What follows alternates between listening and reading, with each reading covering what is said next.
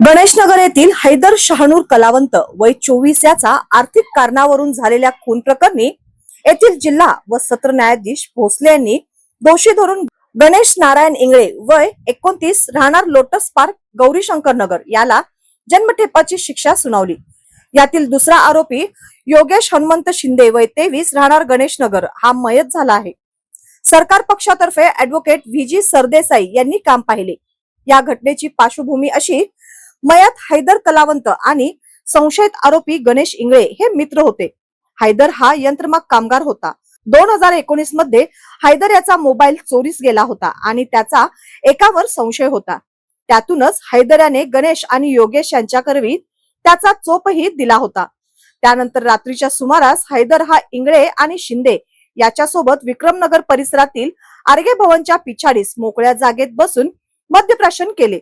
त्यावेळी शिंदे आणि इंगळे या दोघांनी हैदरकडे 5,000 रुपयांची मागणी करत तगादा लावला, पण पैसे देण्यास हैदर याने नकार दिल्याने तिघांमध्ये जोरदार वादावादी झाली आणि त्यातूनच बाजूला पडलेल्या दगड आणि पेविंग ब्लॉकच्या सिमेंटचा तुकडा हा हैदर याच्या डोक्यात आणि छातीवर घातला।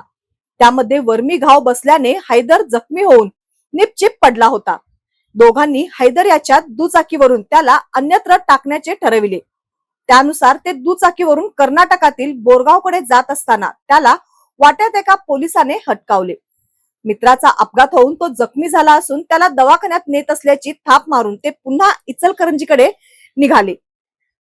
ते जुने चंदूर रोड वरील जाताना दुर्गामाता मंदिर परिसरात गृहरक्षक दलाच्या जवानाने आणि नागरिकांनी संशयावरून त्याला थांबविले। इंगळे व शिंदे यांना पोलिसांच्या ताब्यात देत जखमी हैदर याला रुग्णालयात दाखल केले। मात्र वैद्यकीय अधिकाऱ्यांनी उपचारापूर्वीच तो मयत झाल्याचे सांगितले। या प्रकरणी गावबाग पोलिसात गुन्हा दाखल होऊन इंगळे व शिंदे या दोघा संशयितांना अटक करण्यात आली होती। तत्कालीन सहाय्यक पोलीस निरीक्षक रोहन पाटील यांनी फिर्याद दिली होती। तत्कालीन पोलीस निरीक्षक गजेंद्र लोहार यांनी या प्रकरणाचा तपास करून दोघांवर न्यायालयात दोषारोपपत्र दाखल केले होते। सुनावणी दरम्यान संशयित योगेश शिंदे याचा मृत्यू झाला। येथील जिल्हा व सत्र न्यायाधीश भोसले यांच्या समोर या प्रकरणाची सुनावणी होऊन सरकारी पक्षातर्फे ऍडव्होकेट व्हीजी सरदेसाई यांनी मांडलेला युक्तिवाद व दाखल पुरावे ग्राह्य मानून न्यायाधीश भोसले यांनी गणेश इंगळे याला दोषी ठरवत जन्मठेपाची शिक्षा सुनावली। त्याचबरोबर 1 वर्ष सक्त मजुरी व 1,000 रुपये दंड आणि दंड न दिल्यास 7 दिवसाची शिक्षा अशी ही शिक्षा ठोठावली। जिल्हा व सत्र न्यायाधीश श्री एम ए भोसले यांच्या समोर ह्या खटल्याची सुनावणी जुलै 2025 मध्ये सुरू झाली।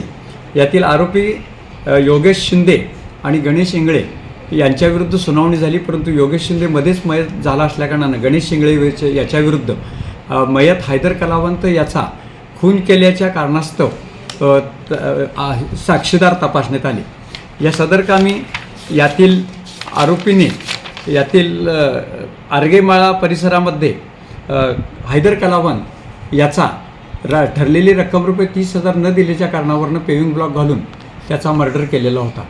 सदरकामी सरकार पक्षातर्फे एकूण 13 साक्षीदार तपासले। यातील दोन्ही आरोपी हे मयत हैदर कलावंतला गाडीवरून पुरावा नष्ट करण्याच्या उद्देशाने घेऊन जात असताना शिवाजीनगर पोलीस स्टेशनचे पोलीस श्री कोळी पाटील यांनी त्यांना अडवलं आणि त्यांचा फोटो काढला आणि त्या फोटोवरून सदर केसचा पुरावा बळकट झाला आणि त्या फोटोच्या आधारे यातील 13 साक्षीदार यांच्या आधारे वैद्यकीय अधिकारी यांचे साक्ष आणि मयत हैदरचे आजोबा यांनी लास्ट सीन म्हणून आरोपीला त्याला घरातून बोलवून घेऊन गेले होते संध्याकाळी 5:30च्या दरम्यान।